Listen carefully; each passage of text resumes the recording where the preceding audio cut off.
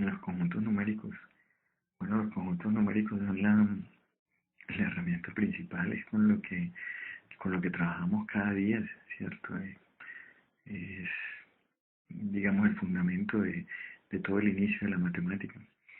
Mucha gente cree que las matemáticas y que los conjuntos numéricos fueron creados por gente desocupada, pero si hacemos el mínimo ejercicio de imaginación, es imposible en estos momentos. eh, es imposible imaginarnos o pensar en un mundo sin números, sin matemáticas. En el momento en que yo te muestro esto, eso te viene a la mente tres, ¿cierto? Cuando te muestro tres dedos, es imposible que los puedas desligar. El número, o sea, el nombre, el sustantivo, el significante, lo puedas desligar del significado, ¿cierto? Entonces no es difícil imaginar que en la antigüedad, pues para poder construir cualquier cosa, si necesitaban dos piedras, si necesitaban una piedra, lo más fácil era hacer comparaciones, mostrar estos dos dedos así, supongo que era traer dos rocas o traer dos animales o sembrar, ¿cierto? Entonces no es difícil eh, pensar que los números naturales, que por eso se llaman naturales, precisamente porque son los más fáciles de deducir, que teniendo 10 dedos, se supone que teniendo 10 dedos, eh, era natural que surgieran entonces el primer sistema o el primer conjunto numérico de 10 unidades, que todos sabemos que van vamos a incluir al cero, vamos a incluir al cero, aunque en, en muchas ocasiones no se incluye, pero vamos a incluirlo. Ya sabemos que va de cero a uno, 2, 3, 4, 5, 6, 7, 8, 9. Mucha gente no lo incluye porque como el cero fue posterior a la unidad y a los otros números, cuando se surgió la necesidad cuando surgió la necesidad de representar la nada, ¿cierto?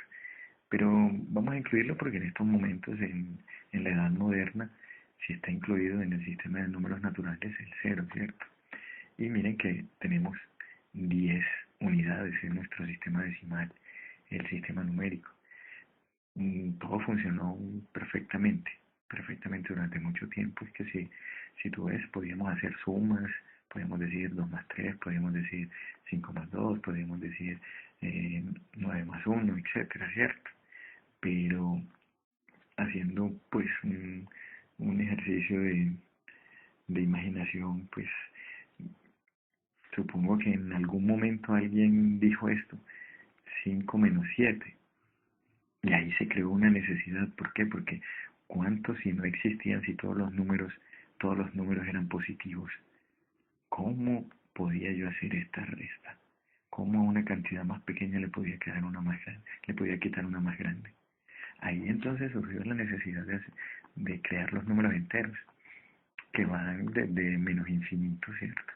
Desde menos infinito, menos 3, menos 2, menos uno, pasa por el cero, que es el que divide a los números negativos de los números positivos, 3, 4, hasta el infinito positivo, ¿cierto? Hubo esa necesidad.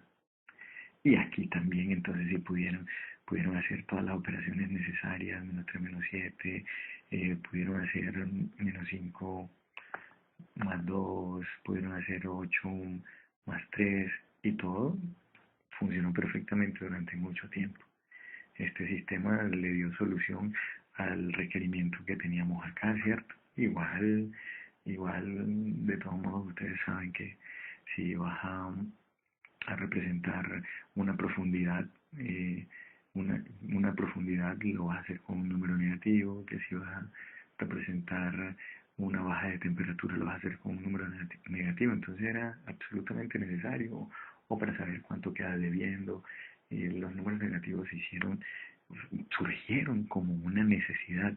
Entonces, si ven, o sea, los números naturales surgen como una primera necesidad, una necesidad básica del hombre primario.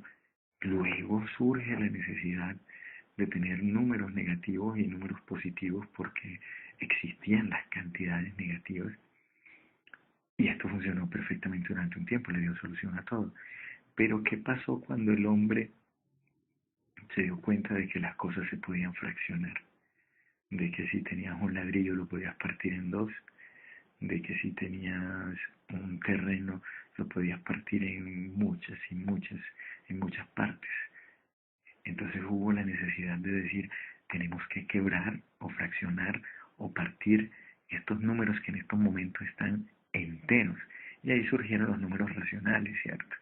Que los números racionales, ustedes saben que poseen un determinado elemento o término que lo fraccionamos en las partes que necesitamos. Entonces, una unidad la podemos fraccionar en 5 partes, o 2 unidades la podemos fraccionar en 8 partes, o 9 unidades la podemos fraccionar en 13 partes, y pueden ser positivos, pueden ser negativos, ¿cierto? Entonces ahí cuando surgen los racionales, o fracciones o números quebrados, como nos decían antes en la primaria, ¿cierto? Los quebrados.